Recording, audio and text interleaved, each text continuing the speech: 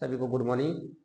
और सुबह की क्लास लेकर आए जीएस की है और ये क्लास स्पेशल रहेगी जीएस की, क्योंकि रात हम इस जीएस करा रहे थे स्पेशल, पर कोई लाइव नहीं आया था, इसलिए हमने लाइव क्लास नहीं कराई जीएस की, क्योंकि हमें मालूम हम अकेले भोंकेंगे तो हमें अच्छा नहीं लगेगा। तो ये अब इसमें लाइव है हम फ्रेंड्स, और सब लोग अधिक से अधिक हमारे यूट्यूब चैनल से जुड़ने की कोशिश करें और लाइव। और इलाहाबाद हाई कोर्ट के लिए स्पेशल जीएस है और ये महत्वपूर्ण प्रश्न है, सभी के लिए हैं। और इसमें अगर हम प्रश्न की बात करें तो 100 प्रश्नों का जीएस है, स्पेशल है, काफ़ी स्पेशल प्रश्न है जीएस के लिए। प्रश्न शुरू कर लेते हैं। निम्नलिखित में से किसने सांप्रदायिक अधिनिर्णय घोषित किया था? सांप्रदायिक अधिनिर्णय घोषित किसने किया था? और इस प्रश्न की बात करें तो रैमजे मैकडोनाल्ड, ये आंसर इसमें सही है। दूसरा, महात्मा गांधी ने पहला आमरण अनशन कब प्रारंभ किया था? कम्युनल अवार्ड के समय, कलकत्ता के दंगों के समय, या जलियांवाला बाग दुर्घटना के समय, या दिल्ली के दंगों के समय? अगर दूसरी बात करें तो इसमें ये आंसर सही इसमें कम्युनल अवार्ड के समय। तीसरा प्रश्न है, सांप्रदायिक अवार्ड एवं पूना पैक्ट में क्रमश दलित वर्ग के लिए कितनी सीटें दी गई थी? कितनी सीटें दी गई थी? तो इसका जो बात है तीसरा का बी आंसर सही है, 71 से 147 सीटें। और पूना पैक्ट संबंधित था, पूना पैक्ट संबंधित था, चौथा प्रश्न है किससे संबंधित है? दलित वर्ग के लिए, ये आंसर सही इसमें। पूना समझौता का उद्देश्य क्या है?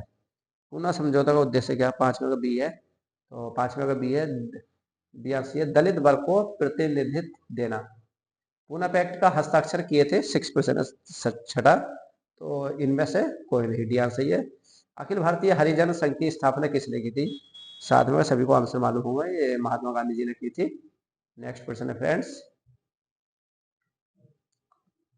हरिजन सेवा संघ का पूर्व नाम क्या था? आठवें का, तो ये आठवें का ये आंसर सही है, all India anti untouchability league. और नवा प्रश्न है, दलित वर्गों का संघ स्थापित किया गया था? ये आंसर सही है, डॉक्टर बी आर अम्बेडकर द्वारा। कांग्रेस सोशलिस्ट पार्टी की पहली बैठक कब हुई थी? 10वां, तो कब हुई थी? सी आंसर सही है, पटना में। कांग्रेस सोशलिस्ट पार्टी की पहली बैठक पटना में किस वर्ष हुई थी? पटना में किस वर्ष हुई थी? तो ये है 1934 में। जयप्रकाश नारायण इस पार्टी से जुड़े थे? तो सियासी कांग्रेस सोशलिस्ट पार्टी से, बिहार सोशलिस्ट पार्टी के संस्थापक थे। 13वां प्रश्न है, 13वां का यहाँ से जयप्रकाश नारायण। और लोक नायक के नाम से किसे जाना जाता है? 14वां प्रश्न है, किसे जाना जाता है? सही है, जयप्रकाश नारायण को। जयप्रकाश दिवस मनाया गया 15वें का डी आंसर इसमें सही है, अप्रैल 1946 में। श्री नरसिंह नारायण क्या थे? ये आपका समाजवादी थे, ये आंसर सही इसमें। चलिए नेक्स्ट क्वेश्चन फ्रेंड्स, राज्यों का विलीकरण किसके नेतृत्व में हुआ था? ये आपका सरदार पटेल, डी आंसर। जम्मू एवं कश्मीर भारत का अभिन्न अंग बना 18वें का कब बना था? तो इसका बी आंसर इसमें सही है, 26 नवंबर 1948 को। अगस्त 1932 में रैमजे मैकडोनाल्ड के सांप्रदायिक पंचायत के द्वारा पहली बार एक पृथक निर्वाचन समूह बनाया गया। 19 का डी अछूतों के लिए। मैकडोनाल्ड के सांप्रदायिक पंचायत ने किसे पृथक चुनाव क्षेत्र एवं आरक्षित सीटें आवंटित नहीं की थी? 20वें का, तो 20वें का डी आंसर सही है, बुद्धों को। 1932 में महात्मा गांधी ने मरण पर्याप्त उपवास प्रधानता इसलिए किया कि क्योंकि रैमजे मैकडोनाल्ड ने सांप्रदायिक अधिनिर्माण कम्युनल अवार्ड की घोषणा की थी। बी आर अम्बेडकर व गांधी जी के बीच एक समझौता हुआ था जो कहलाता है, क्या कहलाता है? पूना समझौता, लखनऊ समझौता। तो 22 का सही है, पूना समझौता। और सांप्रदायिक आदि निर्माण की घोषणा के पश्चात निम्नलिखित में से किसे संपादित किया गया था? 23। तो डी आंसर ये पूना समझौता। निम्नलिखित में से किसे ऐतिहासिक 1932 के पूना समझौता पर हस्ताक्षर नहीं किए गए थे? 24 में का ये एम के गांधी, डी आंसर है इसका। 1932 में पूना पैक्ट के बाद हरिजन सेवक संघ की स्थापना किसके अध्यक्ष में हुई थी? 25 में का बी आंसर सही है, घनश्याम दास बिड़ला के। और ऑल इंडिया अनटचेबिलिटी लीग बाद में जिसका नाम बदलकर हरिजन सेवक संघ और हुआ, इसके प्रथम अध्यक्ष निम्नलिखित में से थे? 26 में का बी आंसर इसमें सही है, जी डी बिरला। 1932 में स्थापित अखिल भारतीय अछूत विरोधी लीग के प्रथम प्रेसिडेंट थे? 27 का सी आंसर इसमें सही है, जी डी बिरला। निम्नलिखित में से किसने कहा था महात्मा गांधी क्षणिक भूत की भांति धूल उठाते हैं लेकिन स्तर नहीं? ये डॉक्टर बी आर अम्बेडकर ने, यह आंसर सही है इसमें। निम्नलिखित में किसने भारतीय राष्ट्रीय कांग्रेस के कराची अधिवेशन का सभापतित्व किया था? वल्लभ भाई पटेल, डी आंसर सही है। 1931 में भारतीय राष्ट्रीय कांग्रेस की कराची अधिवेशन के लिए किसकी अध्यक्षता सरदार पटेल कर रहे थे? किसने मूल अधिकारों तथा आर्थिक कार्यक्रम का संकलन रूपित किया था? 30 का प्रश्न है, इसका बी आंसर इसमें सही है, पंडित जवाहरलाल नेहरू। निम्नलिखित किसने भारतीय राष्ट्रीय कांग्रेस के कराची अधिवेशन 1931 को महात्मा गांधी की लोकप्रियता और सम्मान की पराकाष्ठा माना है? 31 का प्रश्न है। 31 का आंसर है सुभाष चंद्र बोस। 32वां प्रश्न है, निम्नलिखित में से कौन कांग्रेस समाजवादी दल का प्रमुख है? अगर हम 32 में की बात कर लेते हैं तो डी आंसर सही है, आचार्य नरेंद्र देव। और वर्ष 1934 में पटना अखिल भारतीय कांग्रेस समाजवादी पार्टी का संयोजन कौन था? 33 में का सी आंसर सही है फ्रेंड्स, लाइव है हम, जयप्रकाश नारायण। वर्ष 1934 में कांग्रेस समाजवादी पार्टी का गठन किया गया था?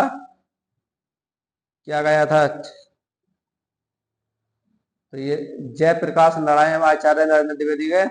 और 1927 को बटलर कमेटी का उद्देश्य था 35।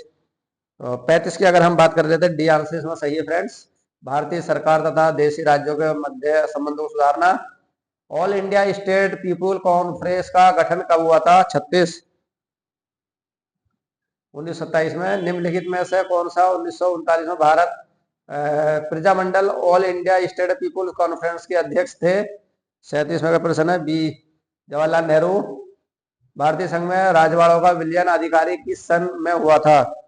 38 का बी आंसर इसमें सही है, 1947। अन्य राजवाड़ों में भारत में विलय के बाद भी किन 3 राज्यों ने भारत में शामिल होना निलंबित किया था? 39 में का। तो 39 का बी आंसर सही है, जूनागढ़, हैदराबाद, जम्मू कश्मीर। नेक्स्ट क्वेश्चन है फ्रेंड्स, भारतवर्ष में विभाजन के समय ब्रिटिश भारत के निम्नलिखित में से किस एक प्रांत ने एक संयुक्त और एवं स्वतंत्र अस्तित्व के लिए योजना सामने रखी थी? पंजाब ने। नेक्स्ट है, निम्नलिखित में देशी राज्यों में कौन सा यथावत समझौते पर हस्ताक्षर थे? हैदराबाद। यहाँ पे प्रश्न आपके 42 से 26 तक रिक्त स्थानों की पूर्ति करना है। इसमें दलित वर्ग के प्रतिनिधित्व के रूप में डॉक्टर बी आर अम्बेडकर तथा गांधी जी की ओर से पूना पैक्ट समझौते पर हस्ताक्षर किए थे?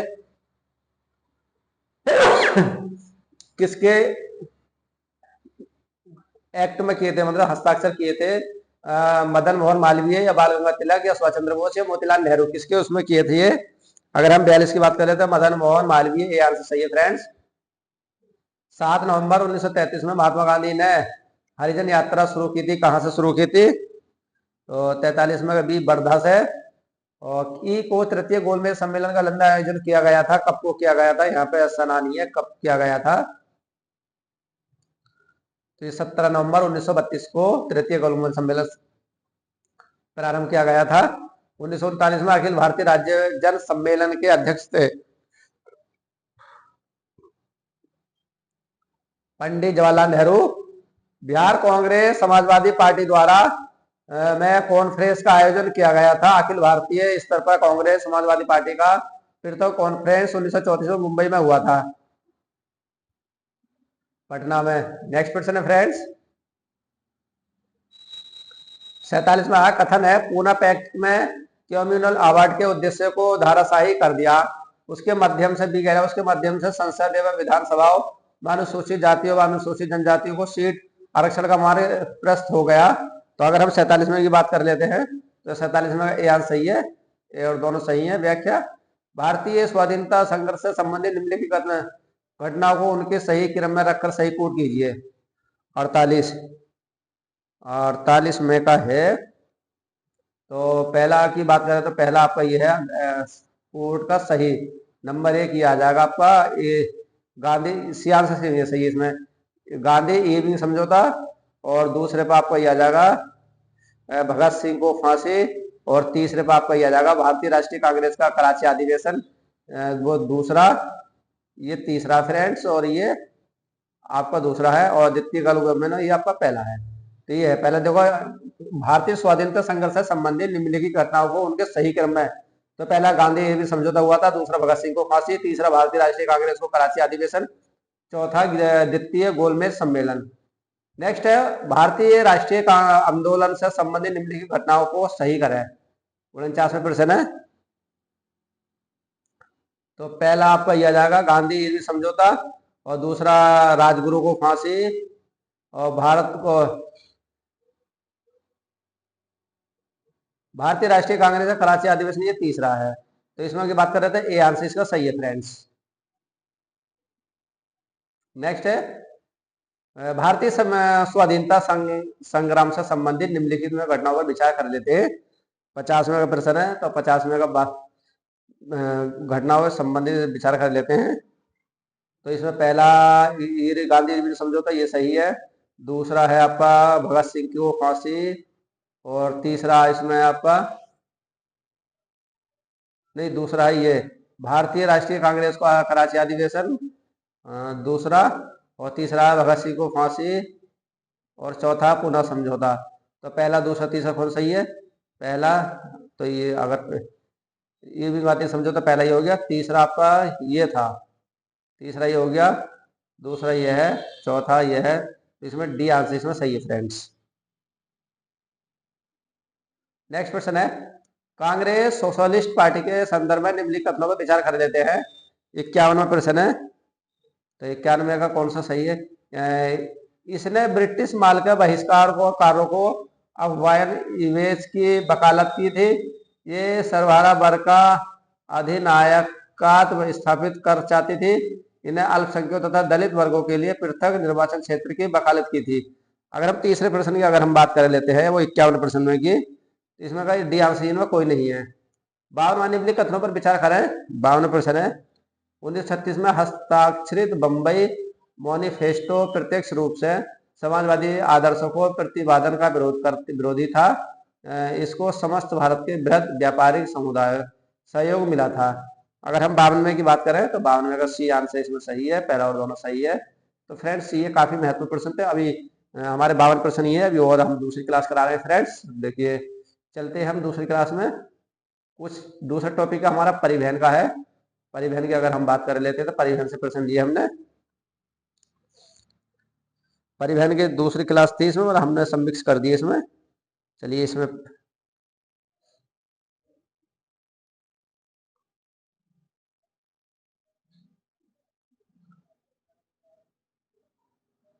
ये है भारत का, देखिए नेक्स्ट क्वेश्चन है 40 20 25 प्रश्न इसमें है। भारत का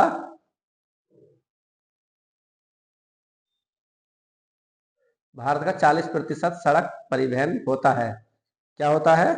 राष्ट्रीय राजमार्ग होता है। यानी से इसमें निम्नलिखित राष्ट्रमार्गों में किसकी सबसे अधिक लंबाई है? अगर हम दूसरे की बात करें तो सी आंसर इसमें सही है, कोलकाता और हाजीरा। तीसरा प्रश्न कह रहा है जवाहर सुरंग कहाँ से गुजरती है? तो जवाहर जो सुरंग गुजरती है हमारी बनिहाल, बी आंसर सही इसमें। यदि आप कोहिमा से कोट्टयम की यात्रा सड़क मार्ग से करते हो तो आपको मूल स्थान और गंतव्य स्थान को मिलाकर भारत के अंदर कम से कम आपको कितने राज्यों से होकर गुजरना पड़ेगा? राज्य कितने राज्यों से होकर गुजरना पड़ेगा? तो इसका भी आंसर है 7 राज्यों से। निम्न में से कौन सा राष्ट्रीय राजमार्ग मध्य प्रदेश राज्य से गुजरता है? तो इसमें डी आंसर सही, उपरोक्त में से कोई नहीं। छठा प्रश्न है, इंदौर से जयपुर को जोड़ने वाले राष्ट्रीय राजमार्ग का संशोधित नंबर क्या है? संशोधित नंबर क्या है 6 का? ये है 52। भारत के किस राज्य में सड़कों का घनत्व सर्वाधिक है? अगर सड़कों की बात करें तो सबसे ज्यादा है वो है आपका बी आंसर केरल में। और हरित राजमार्ग नीति 2015 का मुख्य उद्देश्य क्या है?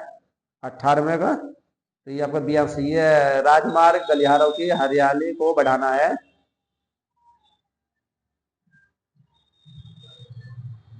हरित राजमार्ग नीति 2015 के अंतर्गत इसरो की किन उपग्रह प्रणालियों को मदद से सशक्त निगरानी व्यवस्था का प्रावधान है? तो नंबर का सी आंसर इसमें सही है, भुवन भुवन एवं गगन।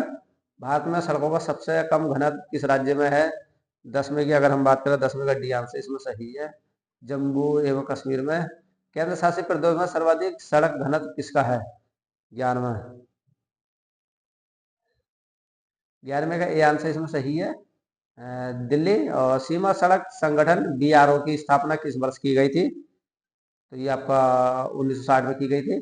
मैकांग गंगा सहयोग संगठन की स्थापना किस वर्ष की गई थी? तो ये आपका 2000 में की गई थी। और एशियाई राजमार्ग नेटवर्क के अंतर्गत भारत में कुल लगभग कितने किमी लंबी सड़कें शामिल हैं? तो ये आपका सीआर सही है, 11,500। भारत की जो सबसे लंबी एस्क पटन किस राज्य या केंद्र शासित प्रदेश में स्थित है? जम्मू कश्मीर में। और प्रधानमंत्री ने 16 नवंबर 2021 में किस जिले में पूर्वांचल एक्सप्रेस का उद्घाटन किया था? 16वें का ये आपका सुल्तानपुर उत्तर प्रदेश को। और गंगा एक्सप्रेस की लंबाई कितनी किमी है? 600 किलोमीटर है गंगा एक्सप्रेस की लंबाई, 600 किलोमीटर। और देश का सबसे लंबा एक्सप्रेस वे कौन सा है? और 18 में बात करें तो आपको बी आंसर पूर्वांचल एक्सप्रेस। प्रधानमंत्री रेलवे क्रॉसिंग पर बार बार होने वाले दुर्घटनाओं एवं जान माल की हानि को रोकने के लिए मार्च 2016 को नई दिल्ली में कौन सी योजना शुभारंभ की गई थी? तो कौन सी योजना शुभारंभ की गई थी? ये आंसर है सेतु भारतम। 20वां है, निम्नलिखित राष्ट्रीय राजमार्गों में किसकी पश्चिम बंगाल में लंबाई सर्वाधिक है? तो ये आपका इसका सी आंसर है NH12। निम्न में से कौन सा सुमेलित नहीं है? और कौन सा सुमेलित नहीं है? तो इसका डी आंसर सही है, हैदराबाद दक्षिण मध्य रेलवे मुख्यालय। निम्न मुख्य युगों में से कौन सा सुमेलित नहीं है? 22 का सी आंसर सही है, सुमेलित नहीं है। आगे पूर्वांचल एक्सप्रेस में उत्तर प्रदेश, और मुंबई नासिक एक्सप्रेस में महाराष्ट्र, जयपुर किशनगढ़ एक्सप्रेस में राजस्थान। निम्नलिखित में कौन सा युग सुमेलित नहीं है? इसमें सुमेलित नहीं है। तो इसमें अगर कौन सा नहीं है तो बी आंसर सुमेलित नहीं है, बी आंसर इसमें। देखिए NH3 पंजाब हिमाचल प्रदेश लद्दाख को, NH8 असम त्रिपुरा को, और NH48 दिल्ली से चेन्नई तक। निम्न में कौन सा कथन गलत है?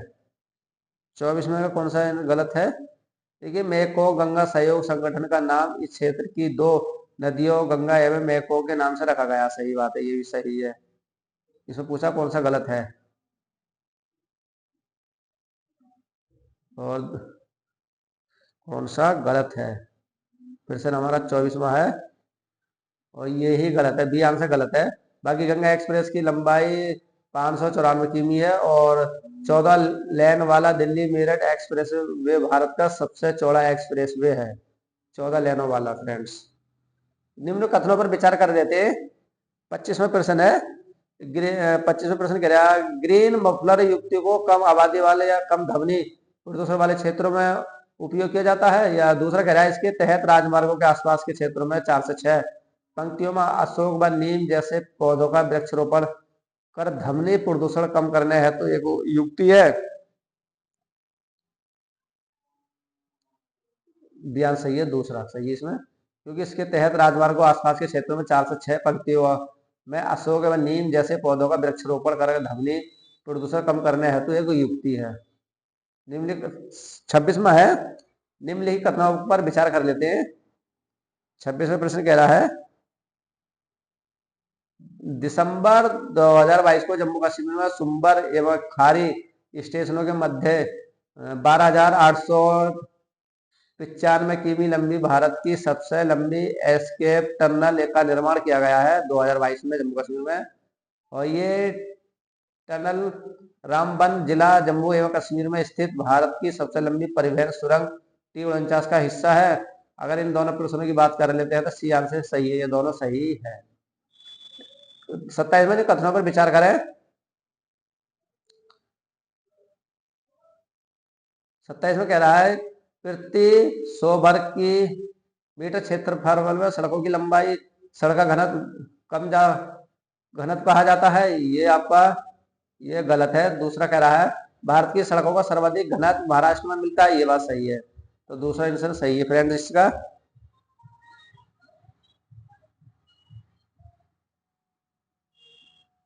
नेक्स्ट है 28वां, सीमा सड़क संगठन के संदर्भ में दिए गए कथनों पर विचार कर ले। विचार करते हैं। 28वां प्रश्न है सीमा सड़क संगठन का उद्देश्य देश की उत्तरी एवं पूर्वोत्तर क्षेत्र में सीमावर्ती क्षेत्रों में सड़कों का त्वरित निर्माण का विकास करना।